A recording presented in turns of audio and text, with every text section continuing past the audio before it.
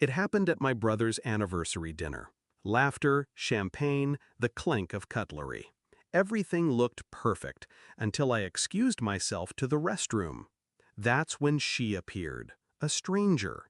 She gripped my wrist and whispered, "Your stepmother has put something in your drink." Her voice was steady, urgent.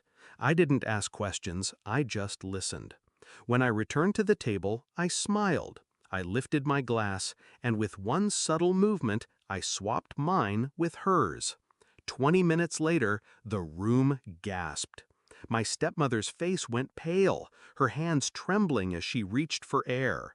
Everyone was in shock. Everyone but me. Hashtag, when my father remarried, I tried to welcome her.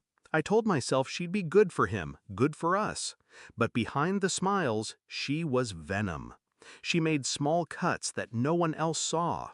Whispers to my father about my attitude, lies about my spending, accusations so soft they sounded like concern.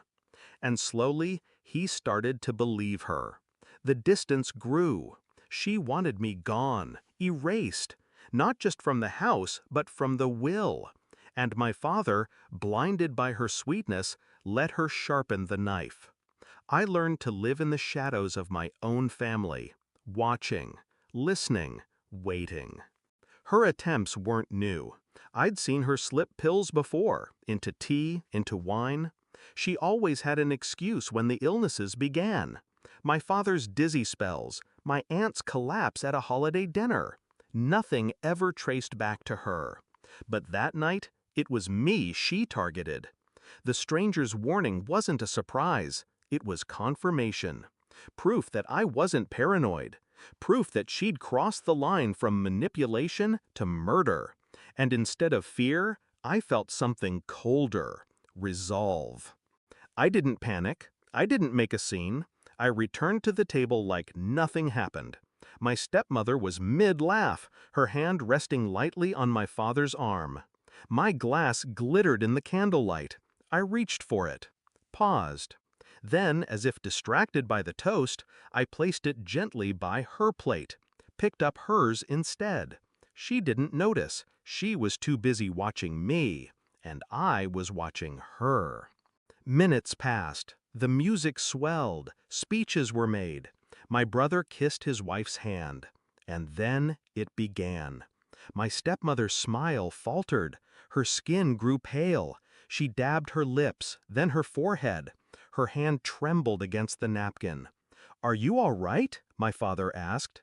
She tried to speak, but the words stumbled out, broken and slurred. Her fork clattered against the plate. The room shifted into chaos, voices rising, chairs scraping, someone calling for help. I stayed seated, calm, sipping my drink, because in that moment, I wasn't her victim. I was her mirror. She looked at me then, really looked, eyes wide, realization dawning as the dizziness took hold. It wasn't supposed to be her, it was supposed to be me, and she knew it. I leaned closer, my voice low enough for only her to hear. "Be careful where you place your poison." Her lips parted, but no sound came, just panic, just fear, and in her silence, I found peace. The paramedics came. They carried her out, my father frantic at her side. My brother shouting for answers, my sister-in-law clutching her pearls. But no one looked at me. No one saw the calm in my eyes, the steadiness of my hands. I played my role, the concerned daughter, the supportive sibling. I nodded, I comforted, I stayed quiet. Because revenge isn't always fire and fury. Sometimes it's a glass, a smile, and 20 minutes of patience.